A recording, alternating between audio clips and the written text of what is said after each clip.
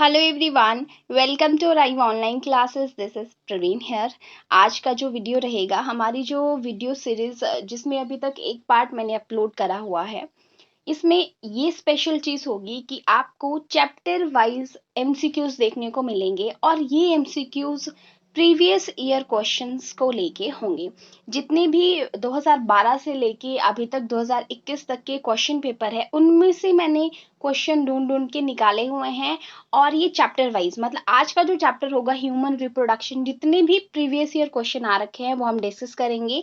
मैंने जब देखा सारे क्वेश्चंस को, तो अबाउट जो है 32 टू 35 क्वेश्चन यहाँ पे देखने को मिले। और ये क्वेश्चन जो है, कुछ इसमें टफ क्वेश्चन भी हैं और कुछ इजी क्वेश्चन भी है। अच्छा वेटेज रहता है इसका। और आप मतलब 3-4 क्वेश्चन, 2-3 क्वेश्चन, 4-5-6-7 क्वेश्चन भी कई बार किसी किसी पेपर में पूछे गए हैं।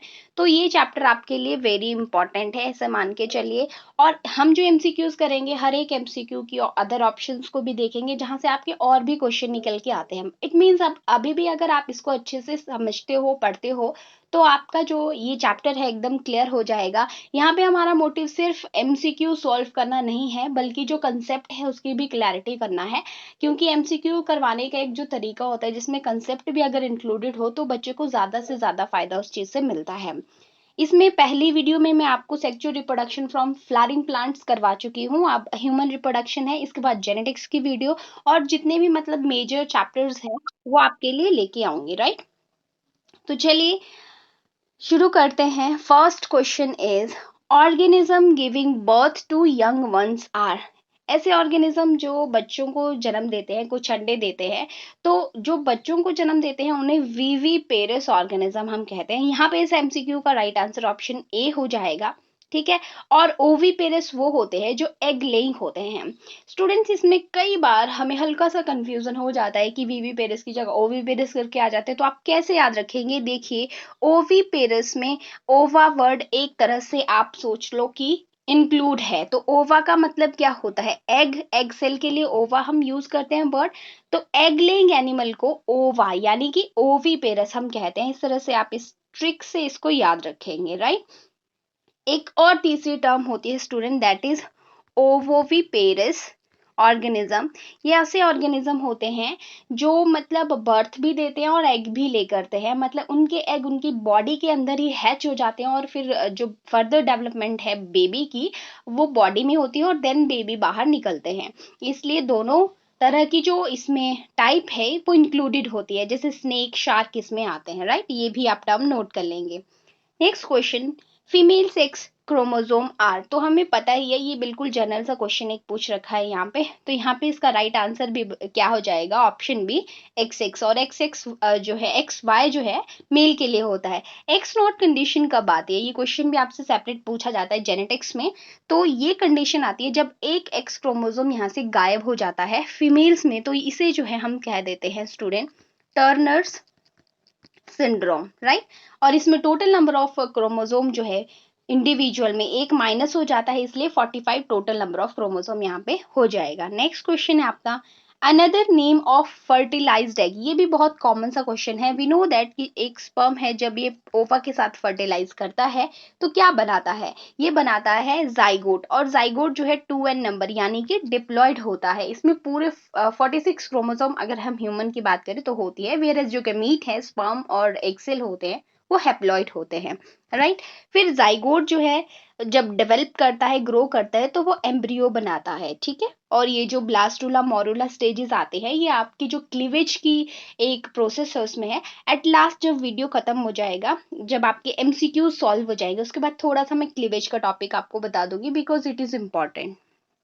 Role of placenta is to, placenta जो बनता है जिससे मदर का कनेक्शन बेबी के साथ जब बॉडी में होता है, तो उसका मेन फंक्शन होता है न्यूट्रिशन प्रोवाइड करना डेवलपिंग एम्ब्रियो के लिए। और ये जो प्लेसेंटा होता है स्टूडेंट, ये एक एंडोक्राइन स्ट्रक्चर एक्ट करता है ह्यूमन बॉडी में। और इससे भी स्पेशल एक हॉर्मोन्स जो हैं वो निकलते हैं, वो नाम भी आपको पता होना चाहिए। आगे एमसीक्यू है, उसमें हम ये डिस्कस करेंगे।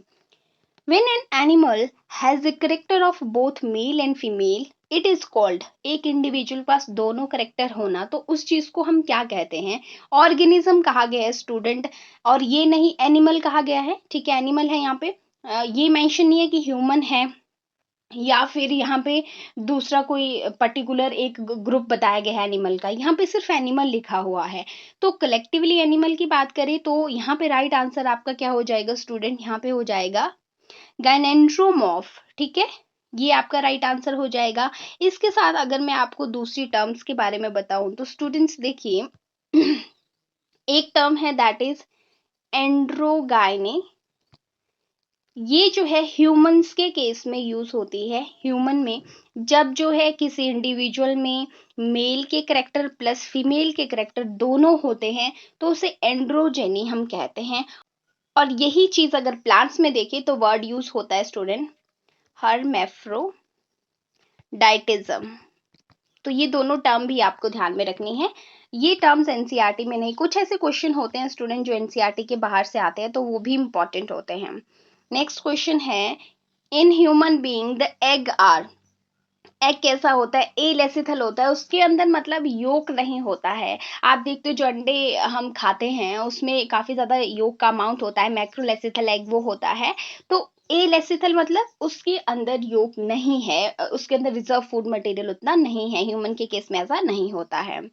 और अगर दूसरी स्टडीज की, मैक्रो मतलब बहुत ज्यादा होगा, माइक्रो मतलब थोड़ा, मीजो मतलब थोड़ा, in between micro and macro, right. Next question है, study of formation growth and development of new individual from an egg is, egg से एक डेवलपमेंट हो रही है, किस इंडिविजुअल की ग्रोथ हो रही है, फॉर्मेशन हो रही है, तो उसे हम क्या कहते हैं स्टूडेंट, यहाँ पे इसका राइट आंसर हो जाएगा दैट इज एम्ब्रियोलॉजी। उसका क्या आंसर हो जाएगा, एम्ब्रियोलॉजी। अदर टर्म्स की बात करें हम, एपोमिक्सिस, ये एक तरह की क्या होती है, एसेक्सुअल रिप्रोडक्शन का ये पार्ट होता है, एक टाइप होता है, लेकिन ये मिमिक करता है सेक्सुअल रिप्रोडक्शन को, ठीक है, मिमिक करता है, ये एक वर्ड टेक्निकल यूज हुआ है, it mimic the sexual reproduction, ये आपने ध्यान रखना है। चिलाजोगेमी क्या होता है, जब स्टूडेंट्स ओव्यूल के अंदर फर्टिलाइजेशन का टाइम होता है, for example this is your ovule, ये हम डिस्कस कर चुके हैं, ये फ्लावरिंग रिप्रोडक्शन जो है फ्लावरिंग प्लांट रिप्रोडक्शन से बिलोंग करता है टॉपिक। इसमें अंदर जो है ये इसका माइक्रोपाइलर एंड होता है और इसके अपोजिट चलाजल एंड होता है। तो स्टूडेंट जब पोलन ट्यूब जो है आके चलाजल एंड से जो है स्टूडेंट एंटर करती है, this term is known as chalazogamy, okay. And यहाँ पे स्टूडेंट एक और टर्म यूज हुई है दैट इज सिनगोनोगैमी। ये क्या होता है, सिनगोनोगैमी एक ऐसी टर्म होती है जिसमें मेल गैमीट मोटाइल होता है और प्लांट्स में उसे पोलन ट्यूब फॉर्मेशन की जरूरत नहीं होती है।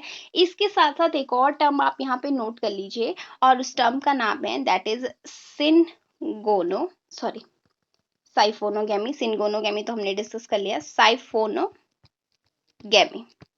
साइफोनोगैमी क्या होता है, फर्टिलाइजेशन होगा जिसमें जो है पोलन ट्यूब फॉर्मेशन होगा और मेल गैमीट पोलन ट्यूब के अंदर जाएगा ओव्यूल तक, ठीक है। तो ये दो टर्म अपोजिट होती हैं एक दूसरे के, कौन सी, साइफोनोगैमी और सिनगोनोगैमी, दोनों आपस में जो है वो एक दूसरे के अपोजिट है। If for some reason the vas efferentia in human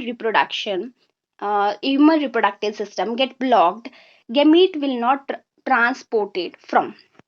अब देखिए स्टूडेंट, इसमें आपको पता होना चाहिए पूरा डिटेल मेल रिप्रोडक्टिव सिस्टम की, मतलब यहाँ पे स्ट्रक्चर देखना जरूरी है। क्या होता है स्टूडेंट, जो एक इस तरह से टेस्टिस होता है, राइट, टेस्टिस के बाहर वाला रीजन ऐसे उभरा हुआ होता है और यहाँ से फिर एक ट्यूब लाइक स्ट्रक्चर ऊपर की ओर जाता है इस तरह से। तो ये पार्ट्स आपको क्लियर होने चाहिए स्टूडेंट्स। इसके अंदर बहुत सारे लोब्यूल होते हैं और एक लोब्यूल के पास जो है अबाउट 1 से 3 तक सेमनीफेरस ट्यूब्यूल्स होते हैं जिनके अंदर फाइनली जो है स्पर्म की फॉर्मेशन होगी। मान लीजिए यहाँ से स्पर्म बन रहा है, तो अब यहाँ पे सबसे पहले आ जाता है टेस्टिक्युलर लोब्यूल जिसके अंदर फिर सेमनीफेरस ट्यूब्यूल होते हैं। फिर उसके बाद ये वाला रीजन जो है स्टूडेंट, यहाँ पे इसे कहते हैं हम रेटेटेस्टिस, ठीक है, क्या कहते हैं इसे, रेटेटेस्टिस कहते हैं। आफ्टर रेटेटेस्टिस यहाँ वाला रीजन जो है स्टूडेंट, ये आ जाता है वासा एफरेंशिया, वासा एफरेंशिया आ जाता है। वासा एफरेंशिया के बाद स्टूडेंट जो रीजन आता है वो आता है स्टूडेंट आपका एपिडिडाइमिस। ये vasa efferentia just near the this edge, जब टेस्टिस जो है एकदम खत्म हुआ तब ये रीजन शुरू होता है। एपिडिडाइमिस नेक्स्ट आता है, और ये जो ऊपर को रीजन गया है ये वास डिफरेंस होता है। तो अब ये चीज अगर आपको क्लियर है तो आपका एमसीक्यू यहीं से क्लियर हो जाएगा। क्वेश्चन में पूछा हुआ है कि अगर जो है वास एफरेंसिया जो है ये वाला रीजन ब्लॉक हो जाए तो कहाँ से कहाँ की एंट्री ब्लॉक हो जाएगी, ठीक है।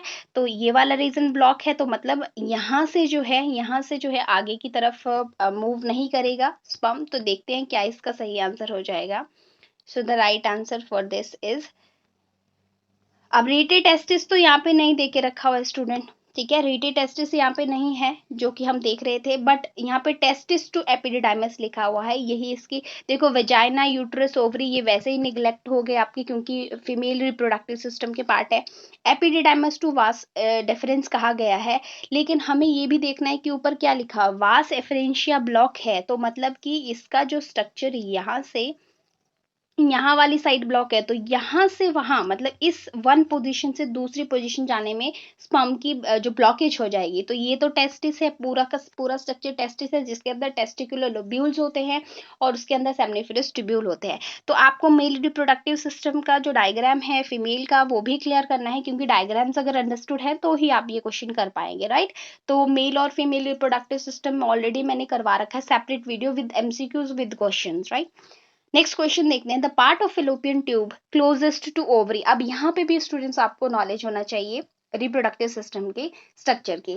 तो इसमें क्या रहता है, जैसे फॉर एग्जांपल हमारे पास स्ट्रक्चर इस तरह से होता है स्टूडेंट्स, राइट।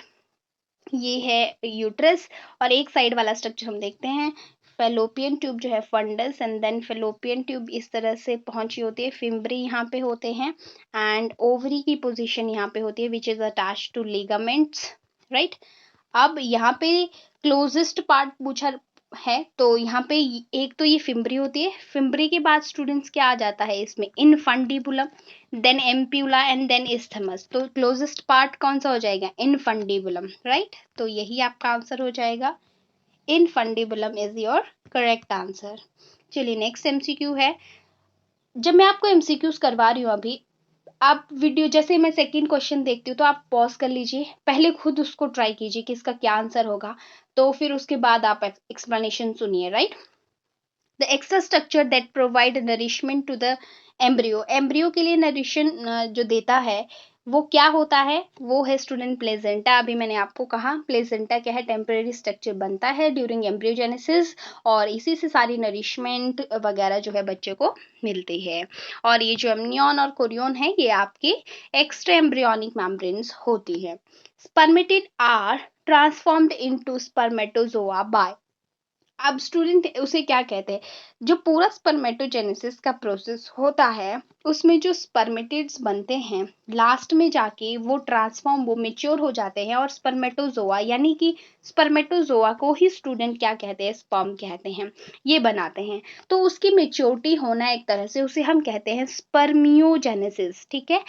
पूरा का पूरा प्रोसेस जब जर्म सेल से लेके स्पर्म सेल बना, उस पूरे प्रोसेस को स्पर्मेटोजेनेसिस कहते हैं। फिर लास्ट लास्ट जैसे में आके स्पर्मेटिड से स्पर्मेटोजोआ बनना उसे स्पर्मियोजेनेसिस कहते हैं। एक और यहाँ पे स्पर्मिएशन टर्म है स्टूडेंट, इसका मतलब होता है कि जब स्पर्म पूरी तरह से बन चुका है तब जब वो अपने टेस्टिस से बाहर मेच्योर होके सेमनीफेरस ट्यूब्यूल से बाहर निकल जाएगा, ठीक है, सेमनीफेरस ट्यूब्यूल से मेच्योर होके बाहर की तरफ निकल जाएगा मेच्योर होने के बाद, तो उसे स्पर्मिएशन कहते हैं। उस रिलीज आउट को क्या कहेंगे, spermiation. Next question, the embryo at 16 cell stage is known as, according to NCERT student 8 से लेके 16 सेल तक की जो स्टेजेस होती है उसे मॉरुला कंसीडर किया जाता है, right. Next question is oxytocin helps in, तो ऑक्सीटोसिन जो है चाइल्ड बर्थ में हेल्प करता है, बर्थ हार्मोन भी इसे कहते हैं। और जो लैक्टेशन का प्रोसेस होता है, लैक्टेशन क्या होता है, फॉर्मेशन ऑफ मिल्क, ठीक है, production of milk inside the mammary gland, उसमें प्रोलैक्टिन हेल्प करता है, प्रोलैक्टिन हार्मोन। और प्रोलैक्टिन और ऑक्सीटोसिन आपस में एक तरह से क्या करते हैं, कोरिलेट करते हैं at the time of milk ejection. देखिए आपसे क्वेश्चन पूछा जाए कि milk producing hormone, milk producing पूछा जाए, दूसरा है मिल्क इजेक्टिंग, दोनों केसेस में आपका आंसर अलग अलग होगा। मिल्क प्रोड्यूसिंग होता है प्रोलैक्टिन, जो बनाता है मिल्क को, और ऑक्सीटोसिन जो है वो मिल्क को इजेक्ट बाहर निकालने में मदद करता है। एक्चुअली ये जो ऑक्सीटोसिन हार्मोन होता है ये हमारे बॉडी की स्मूथ मसल्स पे काम करता है, उनकी कॉन्ट्रैक्शन करने में, उनको कॉन्ट्रैक्ट करता है। तो जब ब्रेस्ट से जो है मिल्क बाहर निकलना होता है, जब बेबी सक करता है उस टाइम पे जो मसल को कॉन्ट्रैक्ट करेगा हार्मोन वो ऑक्सीटोसिन होगा, इसलिए मिल्क इजेक्टिंग हार्मोन है। और at the time of parturition, parturition क्या है, technical term use for child birth, जब चाइल्ड बर्थ होना होता है तब भी वो हमारे फीमेल्स की बॉडी में जो पेल्विक रीजन की जो मसल्स है उसको कॉन्ट्रैक्ट करेगा ताकि बेबी बाहर पुश हो सके, राइट। नेक्स्ट क्वेश्चन है, placenta is characteristic feature of, तो ये मैमल्स में बनता है, मैमल्स का करेक्टरिस्टिक फीचर जो है फॉर्मेशन ऑफ प्लेजेंटा है। नेक्स्ट क्वेश्चन है, double uterus are found in, double uterus जैसे स्टूडेंट आपने क्या कहते हैं उसको, कंगारू, कंगारू देखा है, पाउच होता है उसके पास जिसमें बेबी जाके छिप जाता है, तो मैरीसुपियल वो एनिमल्स होते हैं जिनके पास डबल यूट्रस होता है।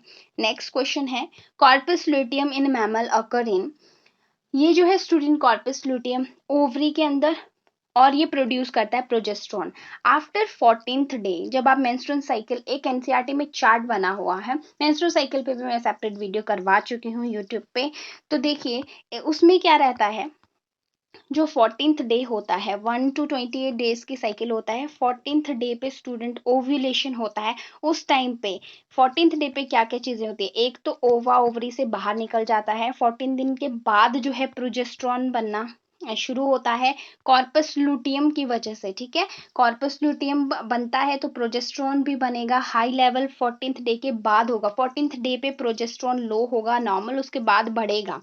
और दूसरे जो हार्मोन इन्वॉल्व होते हैं जैसे LH hormone, follicle stimulating hormone, इन सब का नंबर 14th डे पे हाई होता है, इन दोनों का नंबर हाई होता है, तो ये चीज आपको ध्यान में रखनी है, ओके।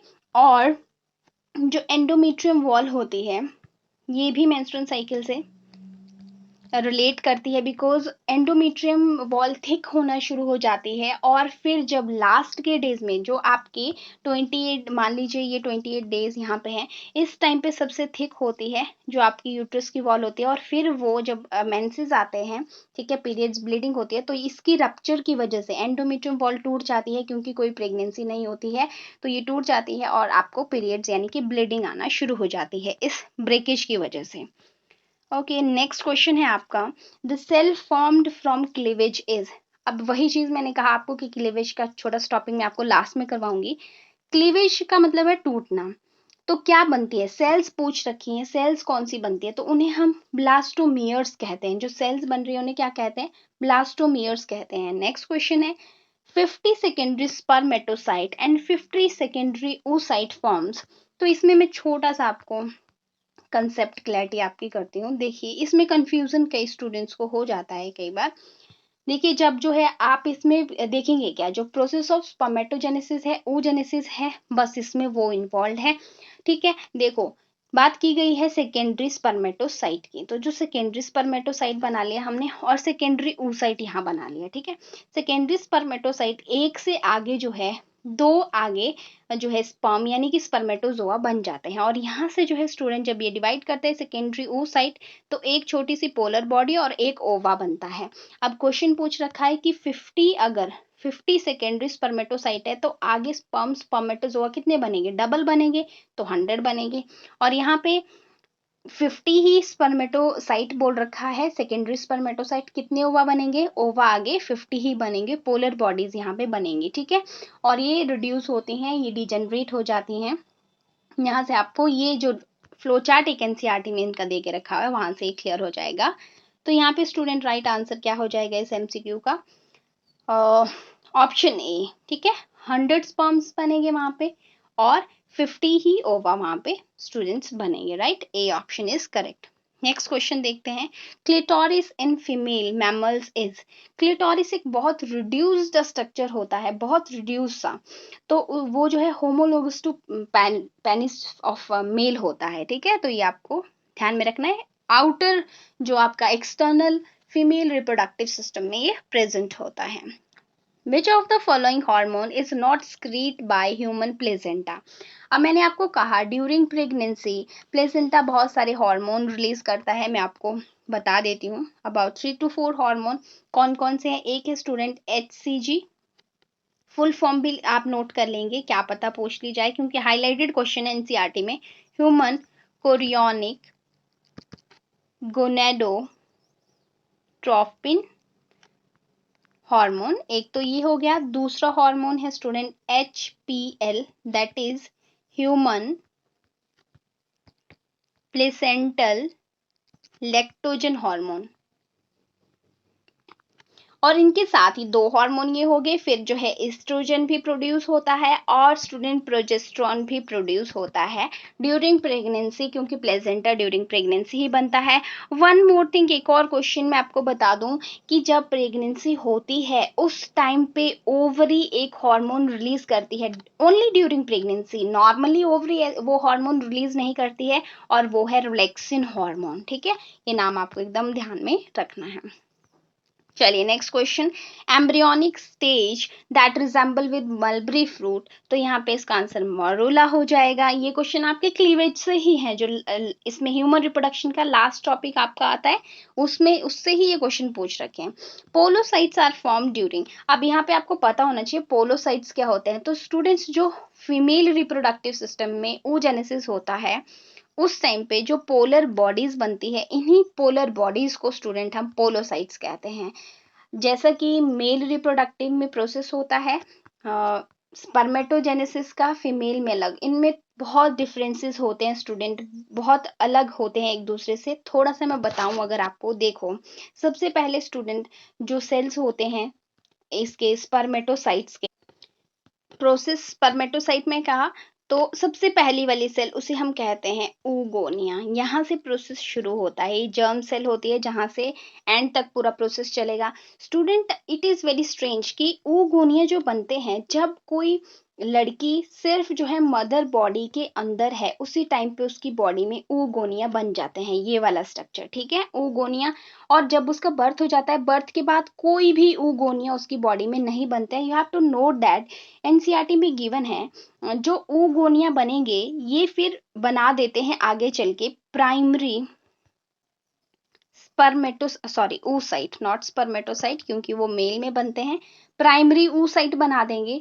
तो स्टूडेंट, ये जो प्राइमरी oocytes बनते हैं, ठीक है, इनका नंबर जो है अप्रोक्सीमेट 60,000 to 80,000 होता है जो ये बनते हैं। ठीक है, ये सारे बनेंगे और ये फीटल लाइफ में, प्राइमरी oocyte तक जो है फीटल लाइफ में, और आफ्टर बर्थ कोई भी प्राइमरी oocyte नहीं बनता यहाँ तक। और इसके बाद स्टूडेंट जो फर्दर ग्रोथ होती है वो एक तरह से रुक जाती है, अरेस्ट हो जाती है।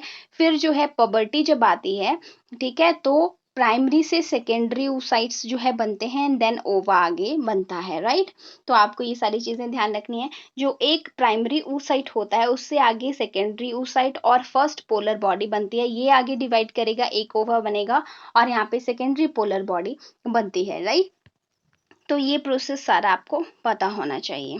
ओके, पोलोसाइट्स आर फॉर्म ड्यूरिंग, तो यहाँ पे राइट आंसर क्या हो जाएगा स्टूडेंट? यहाँ पे राइट आंसर हो जाएगा oogenesis, option D is correct.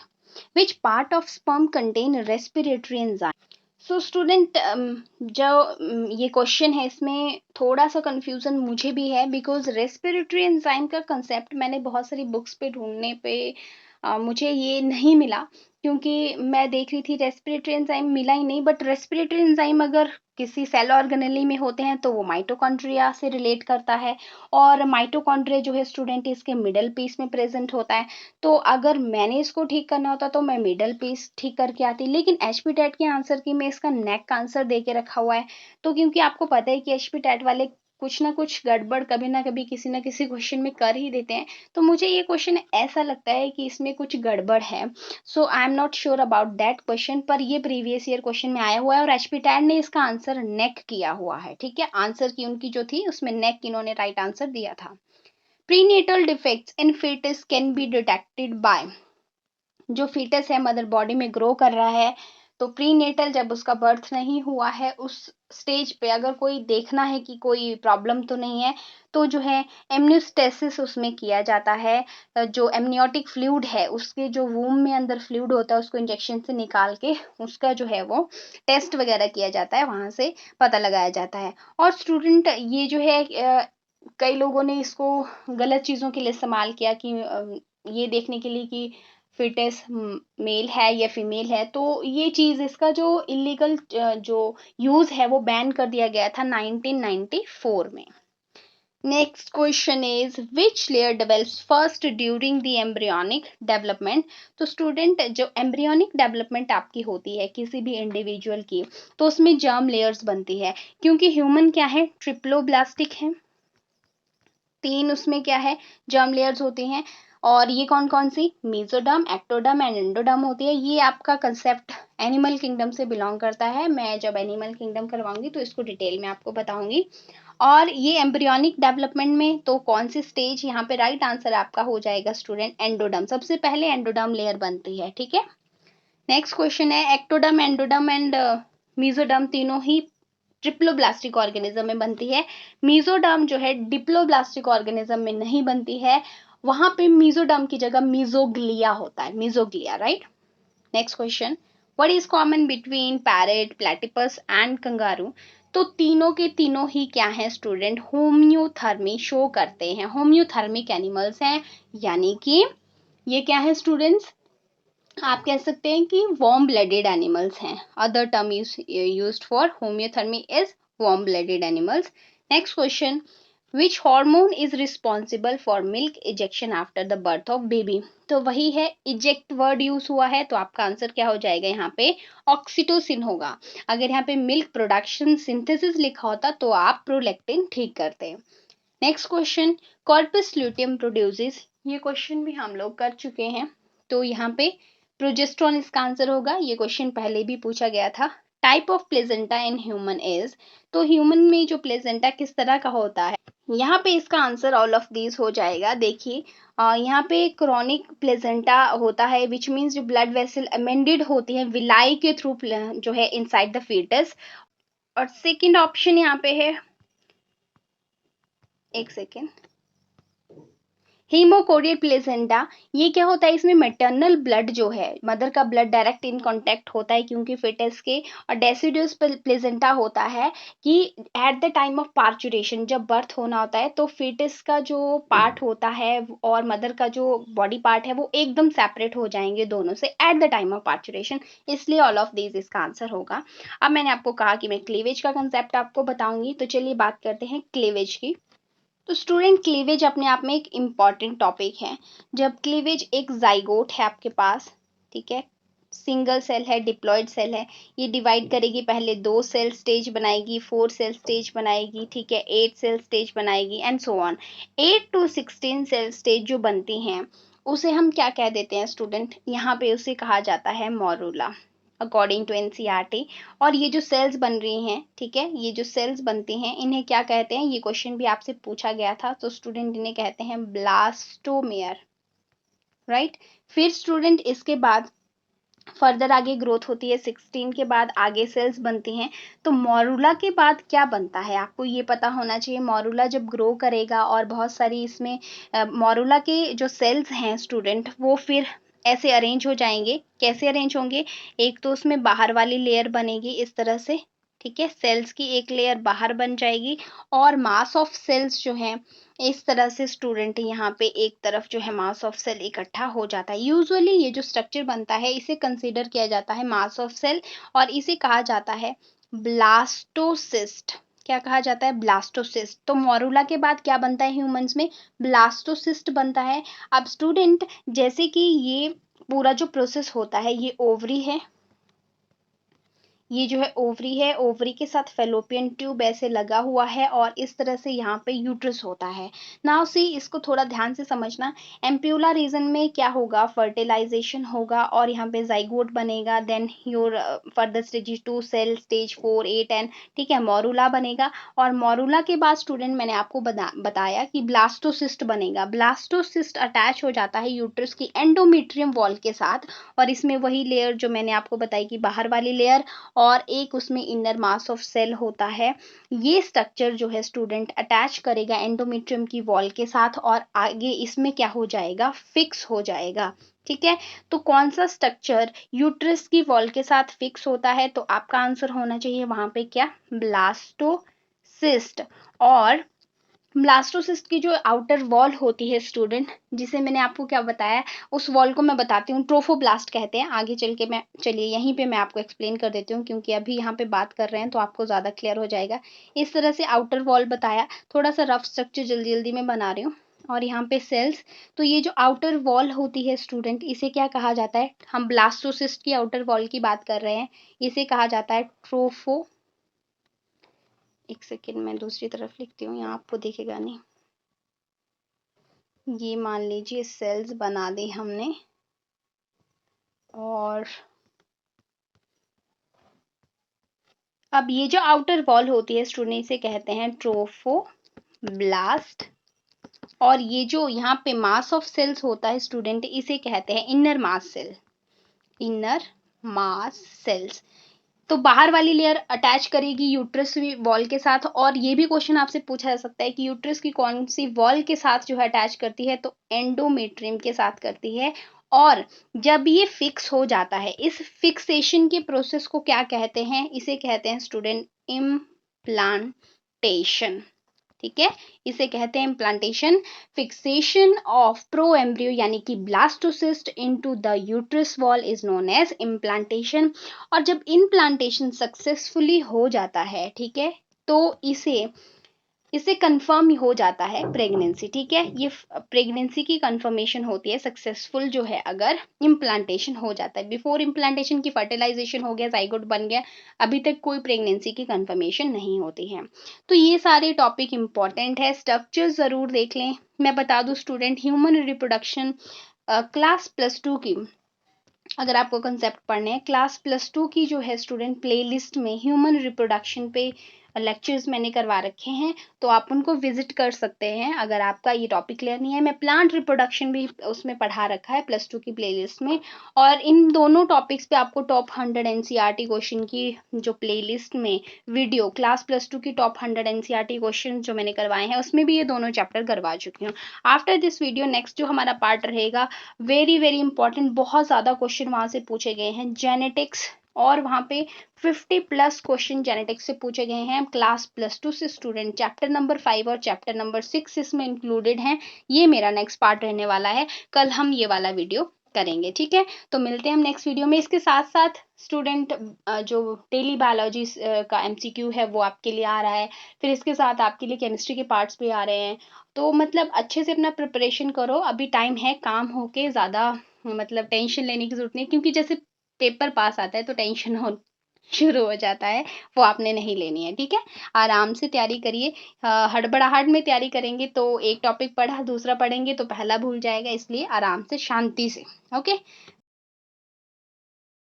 Students, ये है हमारा चैनल। अभी तक आप देख पा रहे हैं यहाँ पे 756 वीडियोस हम अपलोड कर चुके हैं। अब इनमें से क्या चीज़ें इंपॉर्टेंट है, क्या नहीं इंपॉर्टेंट है, वो मैं आपको बताने वाली हूँ। चलिए प्लेलिस्ट सेक्शन में चलते हैं। सो स्टूडेंट, ये है प्लेलिस्ट सेक्शन। यहाँ पे मैं आपको बता दूं कि आपको क्या चीज़ें पढ़नी है। यहाँ पे ये अभी मैंने एक वीडियो यहाँ पे डाला है इस प्लेलिस्ट में। यहाँ पे HP टेट टॉपिक वाइज में सिर्फ एक वीडियो है, यहाँ पे मैं वीडियो प्लस आपको करूँगी, ऐड करूँगी, क्योंकि बहुत इंपॉर्टेंट है। जिसमें क्या रहेगा, जिसमें प्रीवियस ईयर क्वेश्चन रहेंगे, उनके कंसेप्ट क्लैरिटी के साथ आपको MCQs जो PYQ मतलब प्रीवियस ईयर क्वेश्चन पेपर में आ चुके हैं, वो हम लोग करेंगे। आफ्टर दिस, ये है स्टूडेंट 2022 के लिए, ये फिजिक्स सेक्शन के लिए है, आपके लिए इंपॉर्टेंट नहीं है जो अभी हमारी, यस, प्लांट फिजियोलॉजी अगर आपको नहीं आती है, ठीक है, गड़बड़ है आपकी, तो इसमें क्वेश्चंस भी मैंने करवा रखे हैं। देखिए यहाँ पे जो मैंने मतलब अदर प्लेलिस्ट में भी फिजियोलॉजी के टॉपिक करवाए थे वो सारे मैंने इसी में एक जगह ऐड कर दिए हैं, जो मैंने बायो बूस्टर सीरीज में भी करवाए हैं। डाइकोट मोनोकोट से क्वेश्चन आते हैं, क्या होती हैं वो चीज़ें, ठीक है, ये आपको समझना है। C3 C4 प्लांट आपको अंडरस्टैंडिंग, देखो छोटी छोटी वीडियो 4 मिनट की है, तो आपका टाइम भी सेव हो जाएगा और आपको चीज़ें समझ भी आने लगेंगी। फोटोसिंथेसिस से रिलेटेड क्या क्या चीज़ें, क्या होता है, फिर लाइट एंड डार्क रिएक्शन क्या होता है, PS1 PS2 सिस्टम, मतलब यहाँ पे मैंने स्टूडेंट बहुत ईजिली चीज़ें करवाई हुई हैं, आपको बहुत हेल्प करेंगी। आफ्टर दिस आपका इलेक्ट्रॉन ट्रांसपोर्ट सिस्टम है, वही देखिए वो मैंने आपको एक टेबल बताया था, यही वो वीडियो है यहाँ पे इस सेक्शन में, ठीक है, आपको प्लांट फिजियोलॉजी सेक्शन में मिल जाएगा। और आप देख पा रहे हैं ग्लाइकोलिसिस, क्रैब साइकिल, और यहाँ पे क्लोरोफिल के बारे में जितने भी क्वेश्चन है, और यहाँ पे मैंने क्लोरोफिल के MCQ भी करवाए हैं, आपके लिए बहुत बेनिफिशियल वो होंगे। आफ्टर दिस सेकेंड प्लेलिस्ट देखते हैं। प्लांट फिजियोलॉजी के बाद केमिस्ट्री फॉर बिगिनर है। ये सीरीज बहुत इंपॉर्टेंट उनके लिए जो बिगिनर्स हैं, केमिस्ट्री पढ़ना बोरिंग लगता है या समझ में नहीं आती, उनके लिए यहाँ पे अभी तक मैंने 13 पार्ट्स अपलोड करे हैं। इस वाली वीडियो में मैं रेगुलर अभी वीडियोस डाल रही हूँ, अभी टैट के लिए भी आपको हेल्प करेंगे, और वैसे भी अगर आप केमिस्ट्री कंसेप्ट क्लियर करना चाहते हैं तो भी। केमिस्ट्री के MCQ के लिए यहाँ पे आपको वीडियोज मिलेंगी, जिसमें जो MCQ हम एक्चुअली करते हैं स्टूडेंट्स, उस MCQ का जो कंसेप्ट होता है वहां से भी हम क्वेश्चन करते हैं, तो एक MCQ में आपके 5 से 6 क्वेश्चन निकल के आते हैं, इसलिए ये भी आपके लिए बहुत इंपॉर्टेंट है। नेक्स्ट ये मैथ्स की है, फिजिक्स की है, जो आपके लिए नहीं है। हाँ, यहाँ पे बायोलॉजी MCQ रिवीजन, जो हमने एक MCQ डेली करते हैं, उस MCQ का लास्ट टाइम रिवीजन, यानी 30 MCQ जब हो जाते हैं उसका रिवीजन, यहाँ पे ये वीडियोस भी आपके लिए बहुत हेल्पफुल रहेंगी। आफ्टर दिस यहाँ पे TGT कमीशन के लिए है, जो कि अभी आपके लिए इंपॉर्टेंट नहीं है। Yes, this series is very very important. Daily biology important questions यहाँ पे अपलोड होते हैं। MCQs हम बहुत सारे करवा रखे हैं अभी, और ये बहुत बहुत बहुत ज़्यादा इंपॉर्टेंट आपके लिए होने वाले हैं। After this body organ series, आप इस सीरीज को एक बार ओपन करके देखना और इसको पढ़ के देखना, आपको मजा आ जाएगा। मतलब ये सीरीज आपको पता है, लीवर, पैंक्रियाज, स्टमक हो गया, लंग्स हो गए, हार्ट हो गया, ये कितने ज़्यादा इंपॉर्टेंट टॉपिक हैं आपको ये पता है, और इनको सारी इंफॉर्मेशन हर जगह से लेके आना, it is not given in NCERT। आप नहीं कह सकते ऐसा कि सारी की सारी इंफॉर्मेशन NCERT में है, आपको अलग अलग जगह से ढूंढ के चीज़ें लेके आना, और एक वीडियो में रिप्रेजेंट मैंने कर रखी हैं। आप इस वीडियोस को, इस प्लेलिस्ट की जो वीडियो है उनको देखेंगे, आपको ज़रूर जो है एक मतलब सेटिस्फेक्शन इस चीज़ से होगा कि नहीं, टॉपिक आप सेटिस्फाई होंगे कि टॉपिक की पूरी नॉलेज आपको मिल पाई है। ये प्लेलिस्ट मैंने इस तरह से डिज़ाइन करा है, और बहुत मेहनत मैंने इस प्लेलिस्ट में करा है। केमिस्ट्री के प्रीवियस ईयर क्वेश्चंस करवाए हैं HP टैट के, विच इज़ इम्पॉर्टेंट। आगे मैंने पोइट्री लिखी थी। यस, टॉप 100 NCERT +2 क्लास के वीडियोस हैं, इसमें चैप्टर्स जो हैं मैंने करवाए हैं। जैसे कि मान लीजिए मैं आपको प्लेलिस्ट ओपन करके दिखा देती हूँ। फॉर एग्जाम्पल ये चैप्टर 1 के हैं, 100 क्वेश्चन। वैसे कुछ चैप्टर छोटे होते हैं, उनमें से 100 क्वेश्चन नहीं बन पाए हैं। ये सेक्सुअल रिप्रोडक्शन फ्लावरिंग प्लांट का है, ह्यूमन रिप्रोडक्शन भी कर चुके हैं, रिप्रोडक्टिव हेल्थ है स्टूडेंट, ये भी हो चुका है। Principle of inheritance variation 5th chapter भी हो चुका है, एंड योर 8th चैप्टर है वो भी कर लिया है। अगर आपके पास टाइम नहीं है, तो अगर आप NCERT को खुद नहीं पढ़ना चाहते, तो यहाँ पे आपको क्वेश्चन जो हैं वो बने बनाए मिलेंगे, आप इसको भी फॉलो कर सकते हैं, ठीक है, अभी टाइम कम है इसलिए। After top 100 NCERT target HP TET biology section, जो कि हमने स्टूडेंट्स लास्ट ईयर जो है वो करा था 21 में। ये सेक्शन तो बहुत इंपॉर्टेंट आपके लिए होने वाला है। इसकी जो एंड वाली वीडियो है पेपर के टाइम बैक टू बैक हमने करी थी बहुत।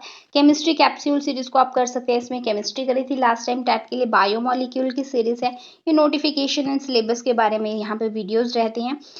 And one more, bio booster series को मत छोड़ना, ठीक है। ये छोटी छोटी वीडियोस इसमें होती हैं स्टूडेंट। इस प्लेलिस्ट में कंसेप्ट ऐसे होंगे कि जो आपको बहुत इंपॉर्टेंट, बहुत ज़्यादा इंपॉर्टेंट आपके लिए होते हैं। फॉल्स फीसिस वाले क्वेश्चन जो हैं वो आते हैं, सेल डिवीजन वाले आते हैं, वेनेशन वाले क्वेश्चन हैं, डिसऑर्डर्स यहाँ पे हैं, आप देख पा रहे हो। देखो जिस तरह के इंपॉर्टेंट क्वेश्चन जो हैं स्टूडेंट, रेप्लिकेशन ऑफ DNA, ये फोटोसिंथेसिस वाले जो फिजियोलॉजी की पोर्शन था वहाँ से मैंने इसको अलग कर दिया हुआ है। ये सारे क्वेश्चन स्टूडेंट बहुत बहुत इंपॉर्टेंट है, मतलब ये प्लेलिस्ट भी आपने स्किप बिल्कुल नहीं करनी है, right. And after bio booster series ये है बायोलॉजिकल क्लासिफिकेशन से जो चीज़ें मैंने करवा रखी हैं। अगर आप इसको देखना चाहते हैं तो ये भी देख सकते हैं। और टॉप 100 एनसीईआरटी चैप्टर कुछ मैंने +1 के भी करवाए हैं, ये भी आप देख सकते हैं। ये आपका टाइम सेव करेगी। जो टॉप 100 वाली वीडियो है वो आपके टाइम सेव करेगी, उन क्वेश्चन बने बनाए इसमें हैं। एनिमल किंगडम को आपको डिटेल में पढ़ना है तो आपके पास ये वाला प्लेलिस्ट है, इसमें सारे ही क्वेश्चन मैंने मतलब ये पॉइंट्स की फॉर्म में बना रखे हैं, तो ये भी आपके लिए इंपॉर्टेंट होगा।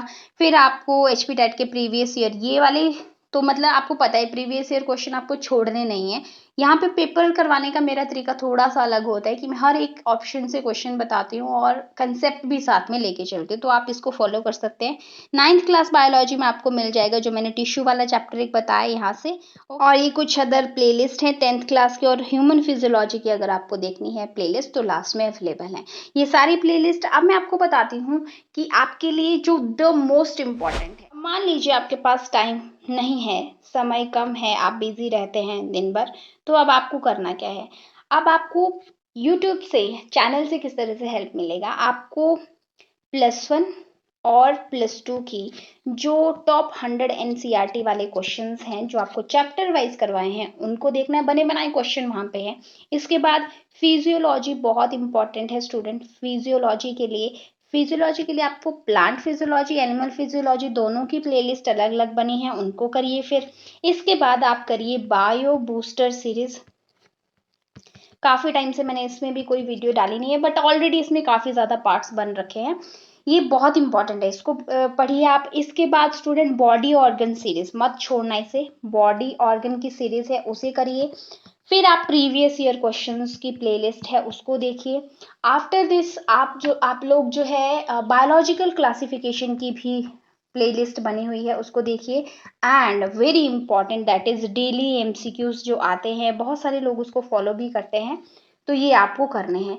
अगर आप इतना कर लेते हो, इसको अच्छे से कर लेते हो, तो मैं आपको गारंटी देती हूँ कि आपके अच्छे मार्क्स बायोलॉजी में आएंगे और आप सेटिस्फाइड होंगे इस चीज़ से। ठीक है, तो यही था आज का हमारा जो टॉपिक था। ये बहुत इंपॉर्टेंट है क्योंकि एक प्लानिंग करना आपके सब्जेक्ट के लिए वो बहुत इंपॉर्टेंट रहता है। मैं आपको बता दूं स्टूडेंट, अभी बायो के लिए प्रीवियस ईयर एमसीक्यूज लेके मैं आने वाली हूँ with concept, with chapter wise concept. ठीक है, कंसेप्ट्स भी रहेंगे और प्रीवियस ईयर क्वेश्चन भी रहेंगे। आपको बहुत मजा आएगा। जो भी मैं पार्ट लेके आऊंगी, चाहे मैं कम ही पार्ट अपलोड करूं, लेकिन वो क्वालिटेटिव रहेंगे, मेजर चैप्टर्स को लेके रहेंगे। Genetics, physiology, reproduction, animal reproduction, plant reproduction separately, and your biological classification, microbes का क्या यूज़ है, एंड योर इकोलॉजी ऑल्सो। तो इस तरह की वीडियो मैं लेने वाली हूँ आगे, और केमिस्ट्री की वीडियोस आपके लिए आ ही रही हैं। तो this is all about for today. Thank you so much for watching. अगर आपको अच्छा लगा कंटेंट तो आप लाइक ज़रूर कीजिए, और मिलते हैं हम नेक्स्ट वीडियो में। Thank you, bye bye, have a nice time and take care.